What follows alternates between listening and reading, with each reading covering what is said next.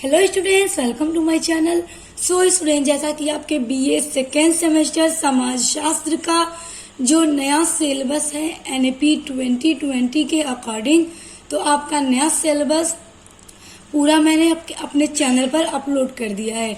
अगर आपको नहीं पता कि आपको अपने बीए सेकेंड सेमेस्टर के समाजशास्त्र में कितनी यूनिट्स पढ़नी है, कौन कौन सी यूनिट्स पढ़नी है, तो उसका सिलेबस मैंने अपलोड कर दिया है।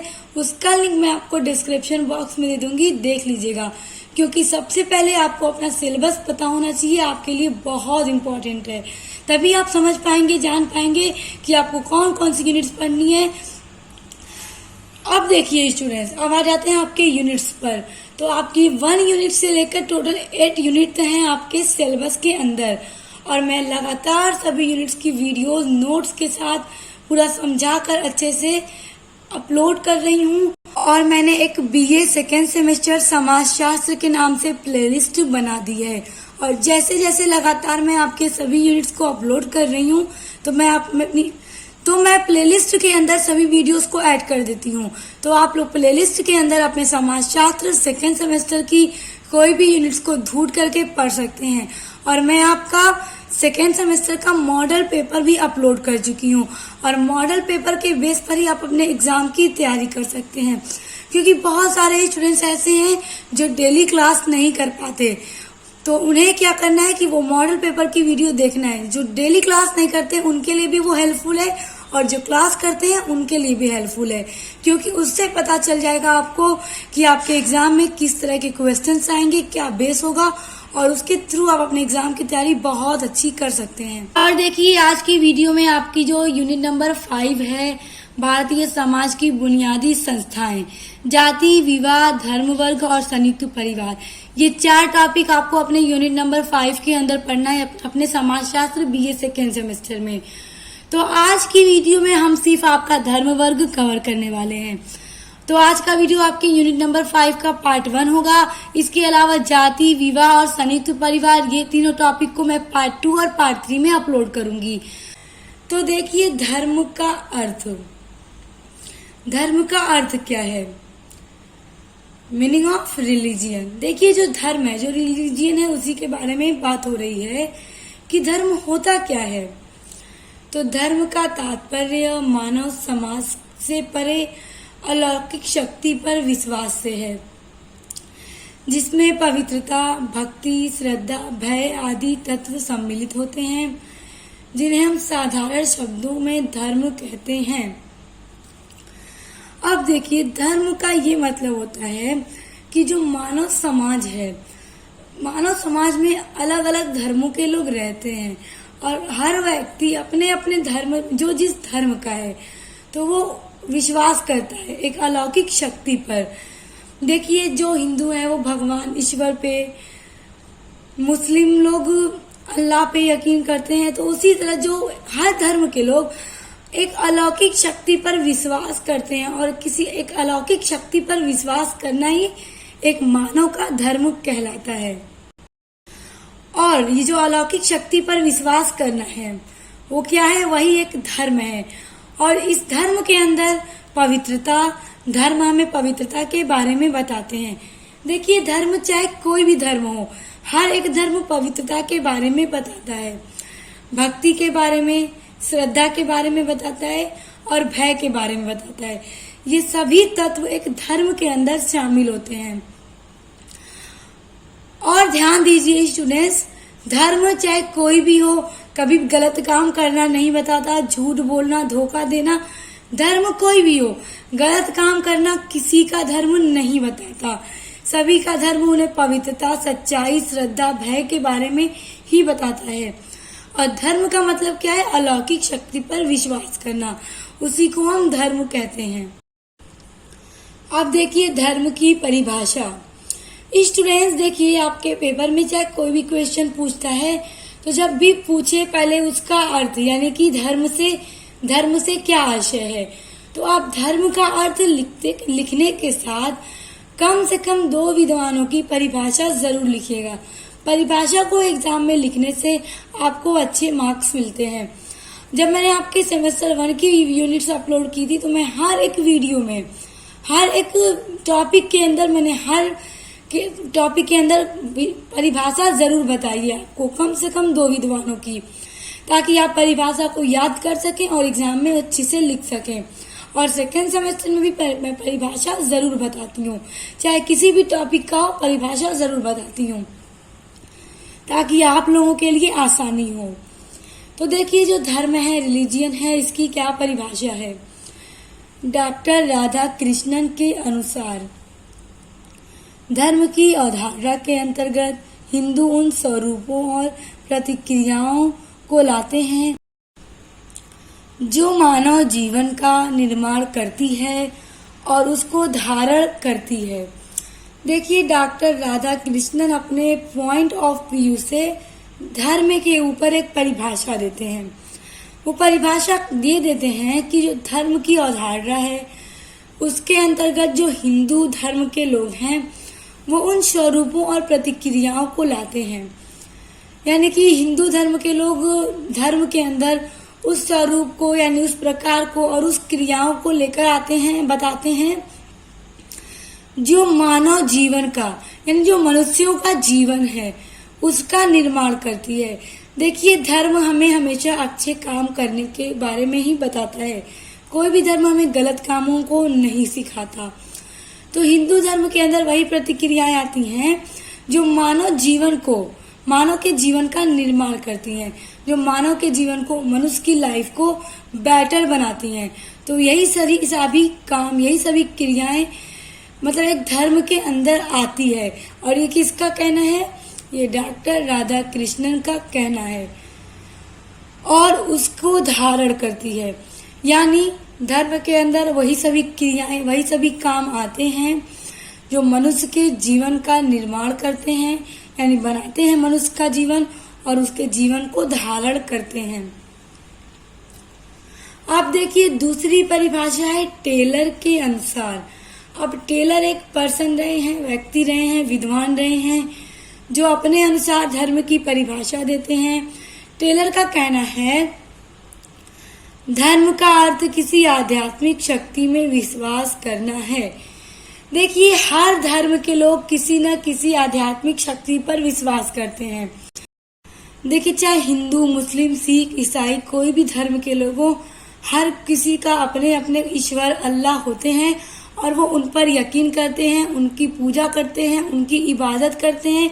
हिंदू लोग क्या करते हैं? मंदिर में जाकर पूजा करते हैं। मुस्लिम लोग मस्जिद में जाकर नमाज पढ़ते हैं। जो ईसाई लोग हैं, क्रिश्चियन है, वो चर्च में जाते हैं। तो इसी तरह से सिख लोग क्या है? गुरुद्वार में जाते हैं। सभी लोग अपने अपने भगवान का, अपने अल्लाह की प्रार्थना करते हैं, उनकी पूजा करते हैं, उनकी इबादत करते हैं। तो हर कोई क्या है? किसी न किसी आध्यात्मिक शक्ति में विश्वास रखता है, तभी तो वो लोग उनकी इबादत, उनकी पूजा करते हैं। अगर वो विश्वास न रखते तो ऐसा न करते। तो धर्म का मतलब ही होता है कि एक आध्यात्मिक शक्ति में विश्वास करना। बहुत सिंपल सी परिभाषा है, इसको लर्न कर लीजिएगा, एग्जाम में ये दोनों परिभाषा लिख दीजिएगा। देखिए, एक और परिभाषा मैं आपको बताती हूँ फ्रेजर के अनुसार। फ्रेजर भी एक विद्वान रहे हैं जो धर्म की परिभाषा देते हुए कहते हैं कि धर्म से मेरा तात्पर्य मनुष्य से श्रेष्ठ उन शक्तियों की संतुष्टि अथवा आराधना करना है जिनके बारे में व्यक्तियों का विश्वास हो कि वे प्रकृति और मानव जीवन को नियंत्रित करती हैं तथा उनको निर्देश देती हैं। देखिए, फ्रेजर का कहना है कि वो धर्म में इस तरह से विश्वास रखते हैं। फ्रेजर का ये कहना है कि जो धर्म है, धर्म से मेरा तात्पर्य, यानी फ्रेजर का तात्पर्य यह है कि मनुष्य से श्रेष्ठ उन शक्तियों की संतुष्टि अथवा आराधना करना है। यानी मनुष्य से श्रेष्ठ कोई एक शक्ति है जिसके बारे में व्यक्तियों का विश्वास हो, यानी कोई अलौकिक शक्ति है जिस पे व्यक्तियों, जो मानव जीवन के लोग, मानव समाज के लोग उस अलौकिक शक्ति पर विश्वास करते हैं, उनका पूजा पाठ, उनकी इबादत करते हैं और वे प्रकृति और मानव जीवन को नियंत्रित करते हैं। देखिए, भगवान अल्लाह जो हैं, गॉड जो हैं, वही प्रकृति को, नेचर को और मानव के जीवन को नियंत्रित करते हैं जो गॉड हैं उन्हीं के चाहने से बारिश होती है, धूप निकलती है, ठंडा गर्मी जाड़ा मौसम, हर एक चीज जितनी भी प्रकृति है और पूरी दुनिया पर उनका ही नियंत्रण चलता है। अगर वो जो चाहें वही करते हैं। मानव का जो जीवन है, मनुष्य का जीवन भी, उसकी नैया भी वही पार लगाते हैं। मनुष्य का जो जीवन है उन्हें किसी भी चीज की आवश्यकता है, जरूरत है, वो लोग अपने ईश्वर भगवान अल्लाह से, अपने गॉड से प्रार्थना करते हैं, प्रेयर करते हैं और गॉड क्या है वो पूरा करते हैं।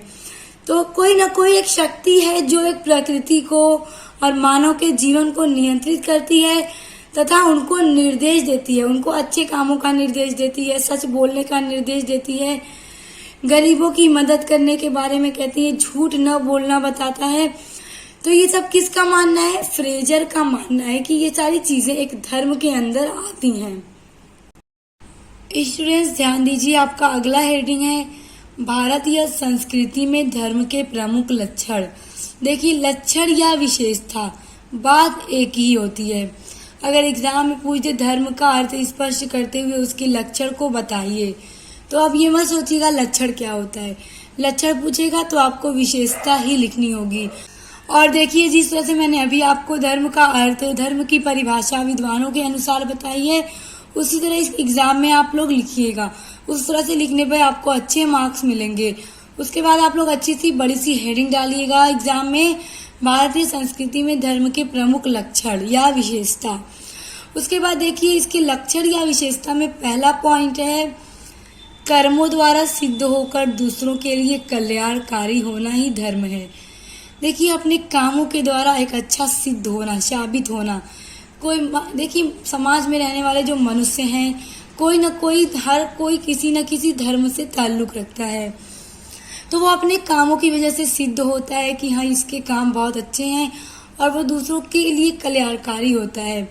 तो वो दूसरों के लिए क्या है कि अगर कोई व्यक्ति बहुत परेशान है, वो उसकी हेल्प करता है, उसका सहयोग करता है, उसकी ज़रूरतों को पूरा करता है। अगर उस व्यक्ति के पास इतना है कि हाँ, वो दूसरे की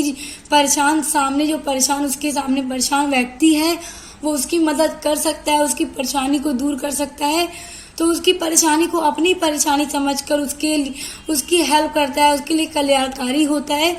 तो ये सारे जो उसके अंदर के कार्य हैं उसे क्या बताते हैं कि ये धर्म है। धर्म ही उन्हें सिखाता है कि अपने कर्मों को अच्छा बनाओ और दूसरों के लिए कल्याणकारी बनो। तो यही एक धर्म होता है। तो धर्म की एक ये बहुत बड़ी विशेषता है।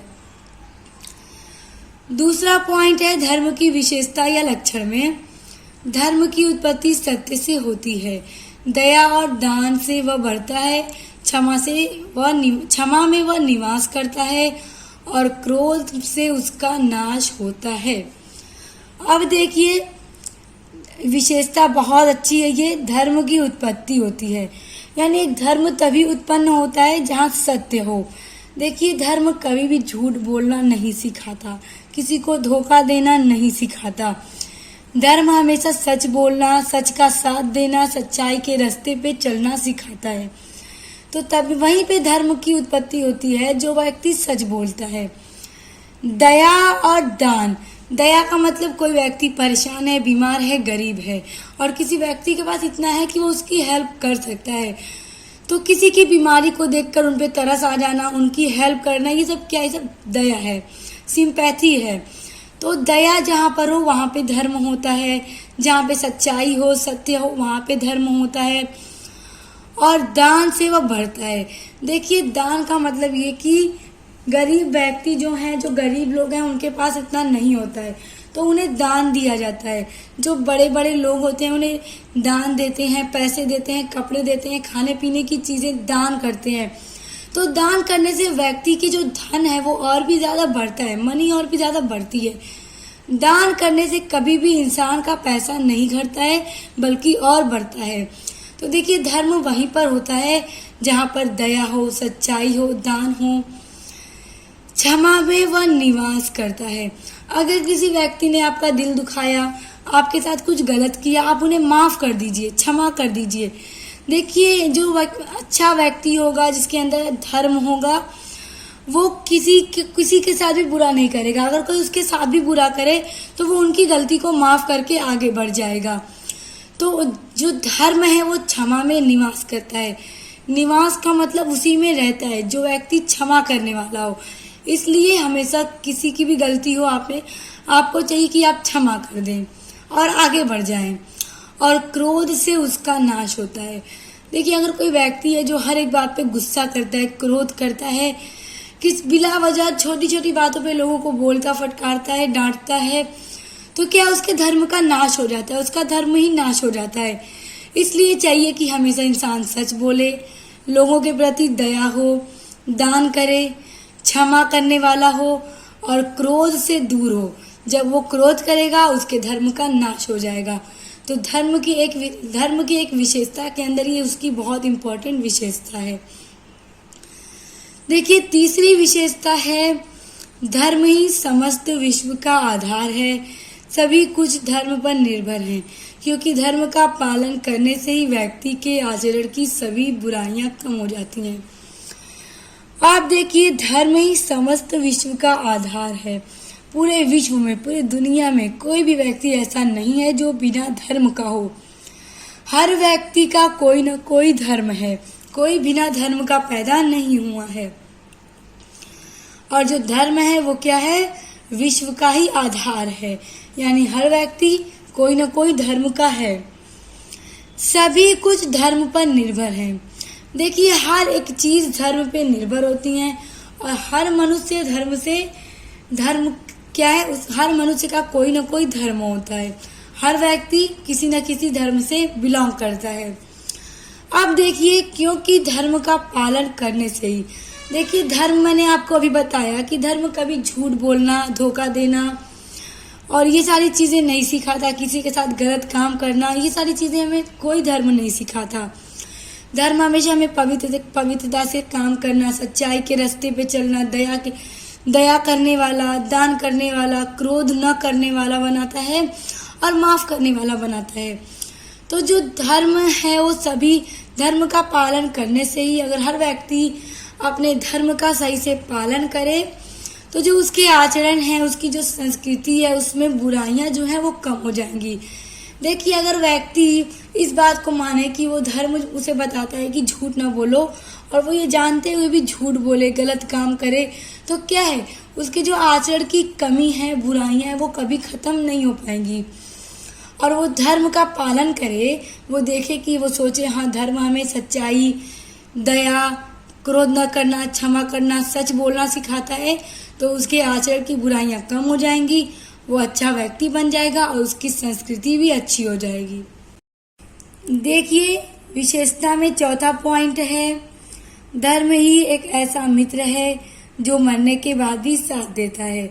धर्म ही जीवन के साथ साथ जाता है, बाकी सब शरीर नष्ट हो जाने के बाद साथ छोड़ देते हैं। देखिए स्टूडेंट, धर्म में हमें क्या है, धर्म हमें क्या बताता है? सच बोलना, क्षमा करना, दया करना, क्रोध न करना, हमेशा दान करते रहना, ईश्वर की प्रार्थना करना, गॉड की प्रेयर करना। तो ये सारी चीजें हमें धर्म बताता है। तो जब व्यक्ति की मृत्यु हो जाती है, मरने के बाद, तो दुनिया में चाहे उसके पास कितना भी घर, पैसा, गाड़ी, सब कुछ हो, उसे दुनिया में सब छोड़कर ही जाना है। मगर जो उसके अच्छे कर्म होंगे, वो अच्छे कार्य किया होगा, उसकी मतलब कि वो नेक काम करने वाला रहा होगा, सच्चाई के रास्ते पे रहने वाला होगा, ईश्वर की, गॉड की प्रेयर करने वाला होगा, पूजा करने वाला होगा, अल्लाह की इबादत करने वाला होगा, तो क्या है कि वो, उसका जो धर्म है मरने के बाद भी उसके साथ जाता है। और जब मरने के बाद धर्म साथ जाएगा तभी इंसान क्या है, स्वर्ग में जाता है। और उसके शरीर का क्या है, शरीर तो मरने के बाद नष्ट हो जाता है, लेकिन धर्म और अच्छे कर्म ही साथ जाते हैं मरने के बाद भी। इसलिए हमेशा धर्म के अकॉर्डिंग ही हमें रहना चाहिए। धर्म जो हमें बताए हमें वही करना चाहिए। अब देखिए स्टूडेंट, जो आपका लक्षण या विशेषता के अंदर 5वां पॉइंट है, वो है कि धर्म का स्रोत या मूल समस्त वेद है। इस प्रकार धर्म का पहला लक्षण है कि वेदों द्वारा निर्धारित कार्य करना। देखिए, धर्म का जो पहला लक्षण है वो यही है कि वेदों के द्वारा निर्धारित जो कार्य हैं हमें वही करना चाहिए। उसके बाद देखिए, छठा पॉइंट है, धर्म में सिर्फ उन्हीं तत्वों को महत्व प्रदान किया जाता है जो पवित्रता की अवधारणा से संबंधित हो।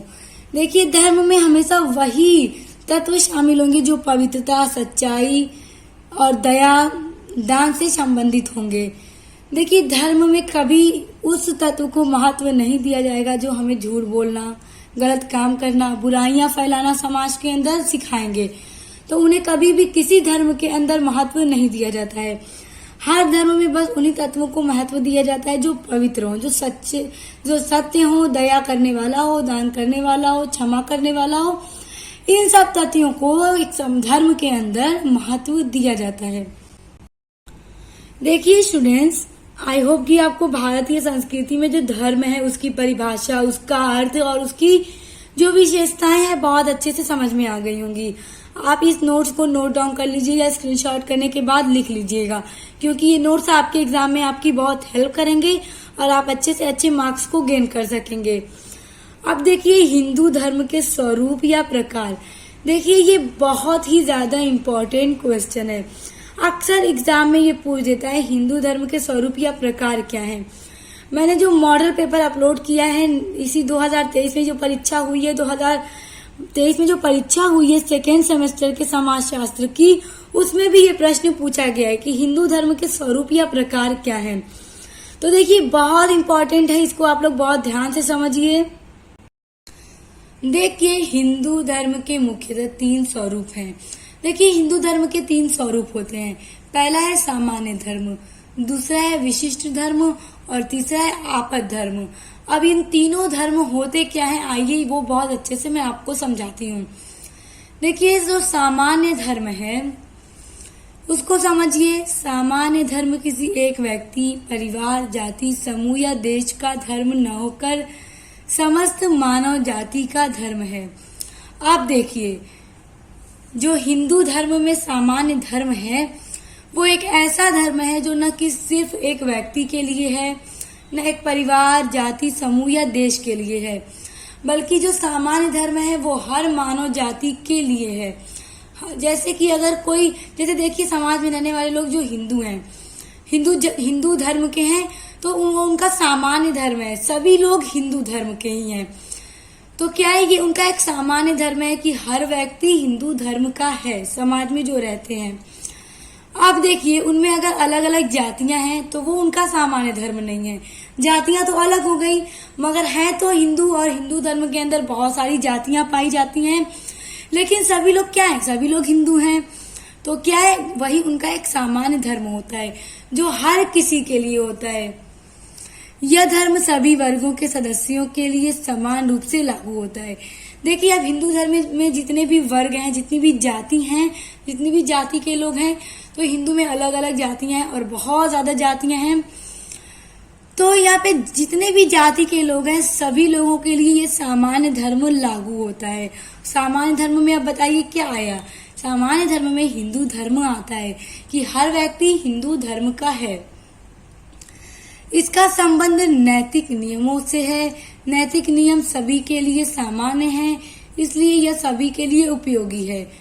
सामान्य धर्म का पालन जब सकाम रूप से अर्थात फल प्राप्ति की इच्छा रखते हुए किया जाता है तब मोक्ष की प्राप्ति होती है। अब देखिए, हिंदू धर्म के अंदर जितने भी नैतिक नियम हैं, जितने भी नियम है, अच्छे पवित्र नियम है, नैतिक नियम है, तो ये हर व्यक्ति के लिए समान होता है। इसमें किसी भी व्यक्ति को छांट कर नहीं होता कि आपके लिए ये नियम है, आपके लिए नहीं है। सबके लिए नैतिक नियम बराबर होते हैं। सभी को चाहिए वो अपने भगवान की प्रार्थना करें, पूजा करें, दान करें और मतलब पवित्रता के साथ रहें, सत्य बोलें। तो ये हर एक चीज सामान्य धर्म के अंदर आती हैं और सामान्य धर्म का मतलब ही यही है। ये सिर्फ एक जाति, एक समूह या एक देश में रहने वाले लोगों के ऊपर नहीं लागू होता, बल्कि सामान्य धर्म का मतलब ये है कि जितने भी हिंदू धर्म के लोग हैं तो उनका जो धर्म है हिंदू, वही उनके लिए एक सामान्य धर्म है जो सभी के लिए लागू होता है।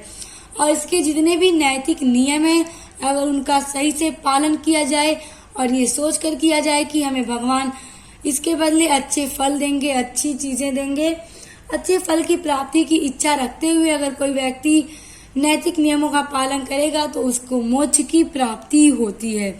तो आई होप सामान्य धर्म क्या है आपको समझ में आ गया होगा। आप देखिए दूसरा है विशिष्ट धर्म।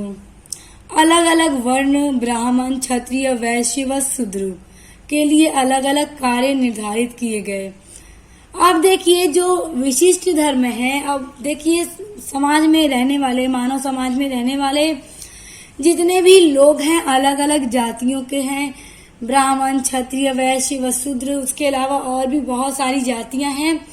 तो जातियों के हिसाब से भी उनके काम निर्धारित किए जाते हैं कि ब्राह्मण लोग के क्या कार्य हैं, वो अपने कार्य को करते हैं, क्षत्रिय लोग अपने कार्य को करते हैं, वैश्य अपने कार्य को करते हैं और शूद्र अपने कार्यों को करते हैं।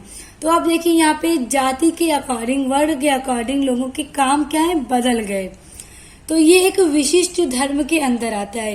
देखिए हैं तो सभी लोग हिंदू धर्म के, मगर अब जाति के हिसाब से उनके काम बदल गए और जो काम एक धर्म के हिसाब से सभी के लिए लागू होते हैं वो सामान्य धर्म के अंदर आते हैं। और सामान्य धर्म में सभी लोग हिंदू हैं, हमें इस बात का पता लगता है। और विशिष्ट धर्म हमें ये बताता है कि सभी के अपने अपने जाति के हिसाब से अलग अलग कार्य उनके लिए निर्धारित किए गए हैं। इसी प्रकार अलग अलग आश्रमों में व्यक्ति से अलग अलग आचरण की अपेक्षा रखी गई है। अब देखिए जितने भी आश्रम होते हैं उसमें अलग अलग व्यक्ति हैं। अब उसमें जितने भी व्यक्ति हैं जरूरी नहीं है सबका स्वभाव, व्यवहार, आचरण एक जैसा हो। जो जिस जाति का होता है उस हिसाब से वो आचरण करता है, व्यवहार करता है और उसी के हिसाब से वो अपने जीवन को गुजारता है। तो ये सारी चीजें उसके विशिष्ट धर्म के अंदर आती हैं। हैं क्या सभी लोग हिंदू हैं, तो हिंदू क्या है, सामान्य धर्म है। और सामान्य धर्म के अंदर जितनी भी नैतिक नियम है सबके लिए बराबर है। दूसरा आ गया विशिष्ट धर्म। इसमें जातियों के हिसाब से अलग अलग कार्य निर्धारित होते हैं, उनके अलग अलग व्यवहार होते हैं, अलग अलग आचरण होते हैं और ये सारी चीजें बताती है क्या है, हमें उनके विशिष्ट धर्म के बारे में बताती हैं। इन्हीं आधारों पर विशिष्ट धर्म का स्वरूप समाज में सभी सदस्यों के लिए एक समान न होकर भिन्न भिन्न है। विशिष्ट धर्म इस प्रकार है। अब देखिए इन्हीं सभी आधारों को देखते हुए जो समाज में विशिष्ट धर्म है वो एक जैसा नहीं है, क्योंकि समाज में रहने वाले लोगों की अलग अलग जातियां हैं। हर व्यक्ति अपने जाति के हिसाब से रहता है, उसके अलग अलग कार्य हैं उसकी जाति के हिसाब से। तो जाति के हिसाब से जो कार्य बटे हैं तो उसे वो सभी चीजें क्या है, एक विशिष्ट धर्म के अंदर आती हैं और इस तरह से जो सबके काम हैं सभी सदस्यों के एक जैसा न होकर, समान न होकर अलग अलग यानी भिन्न भिन्न होते हैं। आप देखिए विशिष्ट धर्म किस प्रकार के होते हैं। पहला है वर्ण धर्म, दूसरा है आश्रम धर्म, तीसरा है कुल धर्म, चौथा है राजधर्म, पांचवा है युग धर्म, छठा है राष्ट्र धर्म, सातवां है मित्र धर्म, आठवां है गुरु धर्म। देखिए ये सभी अलग अलग से धर्म है जो एक विशिष्ट धर्म के अंदर आते हैं और ये सभी हमें बताते हैं कि विशिष्ट धर्म के अंदर किस तरह से आचरण करना चाहिए और वो किस तरह से एक दूसरे से भिन्न होते हैं। स्टूडेंट्स, आई होप कि आपको विशिष्ट धर्म और सामान्य धर्म क्या है बहुत अच्छे से समझ में आ गया होगा। आप देखिए तीसरा है आपद धर्म। आपद धर्म का तात्पर्य आपत्ति के समय अपनाया जाने वाला धर्म है। अब देखिए आपद का मतलब कोई आपत्ति आ गई, कोई मुसीबत आ गई, उस समय अपनाए जाने वाले जो धर्म है उसे आपद धर्म कहा जाता है। इसको और अच्छे से समझिए। हिंदू शास्त्रकारों का मत है कि प्रत्येक व्यक्ति के सामने अक्सर अनेक आपत्ति और धर्म संकट की परिस्थितियां आती रहती हैं। देखिए जो हिंदू शास्त्रकारी हैं उनका ये कहना है कि जितने भी व्यक्ति हैं सभी व्यक्तियों के सामने अक्सर कोई ना कोई परेशानी आती है, आपत्ति आती है और धर्म से रिलेटेड कुछ न कुछ परिस्थितियां उनके सामने आ जाती हैं। तो उस परिस्थिति में यदि व्यक्ति अपना सामान्य और विशिष्ट धर्म में कुछ परिवर्तन कर ले, देखिए आपद धर्म का मतलब ही यही है कि किसी परेशानी के समय अपने धर्म को थोड़ा बदल करके दूसरे धर्म को अपना लेना, उस हिसाब से आचरण करना, व्यवहार करना, रहना और उसके बाद जब वो परेशानी खत्म हो जाए तो फिर अपना जो पहला धर्म था उस पहले धर्म के रूप में आ जाना और रहने लगना। तो अब देखिए उस परिस्थिति में, यानी कि शास्त्रकारी का ये कहना है कि जब कोई परेशानी आ जाए, संकट आ जाए, तो उस परिस्थिति में अपने मतलब कि सामान्य और विशिष्ट धर्म में कुछ परिवर्तन कर सकते हैं। जैसे सामान्य धर्म क्या है ये भी मैंने आपको बता दिया, विशिष्ट धर्म क्या है ये भी आपको बता दिया। तो इन दोनों में थोड़ा सा परिवर्तन करके वो अपने आपद के वक्त से गुजर सकता है। तो देखिए वो अपने सामान्य धर्म में और विशिष्ट धर्म में कुछ परिवर्तन कर लेता है तो उसे दोषी नहीं माना जाता। देखिए अगर किसी व्यक्ति पे कोई परेशानी आ गई, कोई संकट आ गया, तो उस टाइम वो अपने सामान्य धर्म में और विशिष्ट धर्म में अगर कोई थोड़ा सा चेंज भी कर ले तो उसे उस टाइम दोषी नहीं माना जाएगा। इसलिए नहीं माना जाएगा कि उसके ऊपर कोई आपत्ति आ गई है तभी वो ऐसा करने पर मजबूर है, वरना वो नहीं करता। संकट की स्थिति समाप्त होने पर धर्म को पूर्वतर रूप में अपना लिया जाता है। अब देखिए जैसे वो आपत्ति, वो संकट खत्म हो जाए तो जो उसका पहले से धर्म था उसी धर्म को फिर से उसे अपना लिया जाना चाहिए। इस प्रकार यह धर्म अस्थायी और परिस्थिति से संबंधित है। तो अब देखिए जो आपद धर्म है वो एक परमानेंट धर्म नहीं है, वो अस्थायी धर्म है। इसको कोई व्यक्ति, इस आपद धर्म को कोई भी व्यक्ति तभी अपनाता है जब उसके ऊपर कोई ना कोई संकट परिस्थिति आ जाती है, बुरी परिस्थिति आ जाती है, तब वो अपने सामान्य या विशिष्ट धर्म में थोड़ा सा चेंज कर लेता है। तो देखिए उस संकट के समय अगर वो अपने थोड़ा सा धर्म में परिवर्तन कर ले तो उसे दोषी नहीं माना जाता है, बुरा नहीं माना जाता है। और जैसे ही उसकी संकट परेशानी खत्म हो जाती है तो वो अपने धर्म को पूर्वतः, यानी पहले जिस रूप में वो उसका धर्म था, वो उसको फिर से अपना लेता है। इस प्रकार ये जो आपद धर्म है वो परमानेंट धर्म नहीं है, इसे बस किसी परेशानी और संकट के समय ही अपनाया जाता है। आपद धर्म एक प्रकार का विशिष्ट धर्म ही है, परंतु दोनों के बीच एक अंतर है। देखिए जो आपद धर्म है वो भी किसी एक प्रकार से हम कहें कि विशिष्ट धर्म ही होता है, क्योंकि विशिष्ट धर्म क्या है, अलग अलग जातियों में अलग अलग व्यक्ति के व्यवहार को देखते हुए इस चीज को, इस विशिष्ट धर्म को रखा गया, बनाया गया, ताकि हर व्यक्ति की जो व्यवहार है, आचरण है, उसका पता लग सके। परंतु दोनों में थोड़ा सा डिफरेंस है, अंतर है। विशिष्ट धर्म का पालन उसी रूप में किया जाना चाहिए जिस समय विशेष के लिए वह निर्धारित हुआ हो। अब देखिए विशिष्ट धर्म और आपद धर्म के अंदर दोनों में थोड़ा सा अंतर है। तो देखिए बहुत इंपॉर्टेंट है, कभी कभी एग्जाम में शॉर्ट में पूछ देगा, सिर्फ 50 शब्दों में लिखने के लिए पूछ देगा कि आपद धर्म और विशिष्ट धर्म में क्या अंतर है। तो आप लिखेंगे विशिष्ट धर्म, जो आपद धर्म जो है वो एक प्रकार का विशिष्ट धर्म ही होता है, परंतु दोनों के बीच थोड़ा एक अंतर पाया जाता है। विशिष्ट धर्म का पालन उसी रूप में किया जाना चाहिए जिस समय विशेष के लिए वह निर्धारित हुआ है, यानी विशिष्ट धर्म किसी न किसी समय विशेष के लिए ही निर्धारित किया गया है और उसमें उन्हीं का पालन करना चाहिए। किंतु जो आपद धर्म है, आपद धर्म में अपनी बुद्धि एवं विवेक के अनुसार नियमों में परिवर्तन किया जा सकता है, क्योंकि आपद धर्म एक ऐसा धर्म है जो स्थायी है, परमानेंट नहीं है।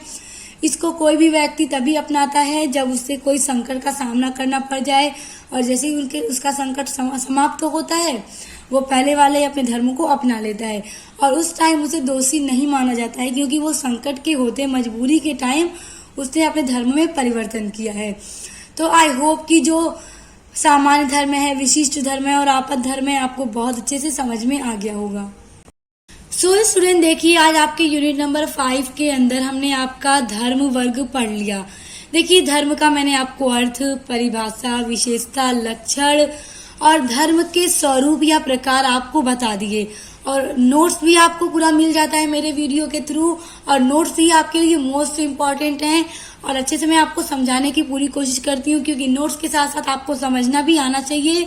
आपको हर एक टॉपिक अच्छे से क्लियर होना चाहिए कि इसका क्या मतलब है, और उम्मीद करती हूँ धर्म के बारे में आज मैंने जितना भी आपको पढ़ाया आपको बहुत अच्छे से समझ में आ गया होगा।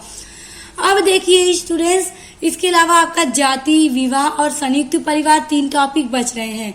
तो मैं इन तीनों की अभी 2 वीडियोस और अपलोड करूंगी, यानी कि अभी आपके यूनिट नंबर 5 के अलावा इस वीडियो के अलावा 2 वीडियोस और अपलोड करूंगी जो आपका पार्ट 2 और पार्ट 3 होगा। तो आपके यूनिट नंबर 5 का पार्ट 1, पार्ट 2 एंड पार्ट 3 मैं अपलोड करूंगी, और ऐसे मैंने बहुत सारी यूनिट्स को भी पार्ट में अपलोड किया है। जो भी यूनिट्स लंबी हैं तो उन्हें मैं पार्ट में ही अपलोड करती हूँ। तो आप लोग यूनिट देखकर देख लिया कीजिए, मैं लिख देती हूँ पार्ट 1, तो उस वजह से आप लोग समझ जाए कीजिए ये पार्ट 1 है, ये पार्ट 2 है, ये पार्ट 3 है। इससे आपके लिए भी इजी होगा। आप प्लेलिस्ट में चेक कर सकते हैं, आपको अपनी हर एक वीडियोस मिल जाएंगी। तो स्टूडेंट्स, अपने आगे की सभी यूनिट्स को पढ़ने के लिए चैनल को सब्सक्राइब करके बेल आइकन को प्रेस कर लीजिए, क्योंकि मेरे चैनल पर आपको अपने बीए से रिलेटेड हर एक सब्जेक्ट की वीडियोस, सिलेबस और साथ ही साथ इंपॉर्टेंट क्वेश्चन आंसर की वीडियोस और मॉडल पेपर की वीडियोस देखने को मिलेंगी, पढ़ने को मिलेंगी, जिसके थ्रू आप अपने एग्जाम की तैयारी बहुत अच्छा कर सकते हैं और एग्जाम में बहुत अच्छे से अच्छे मार्क्स पा सकते हैं। तो हम मिलते हैं नेक्स्ट वीडियो के साथ।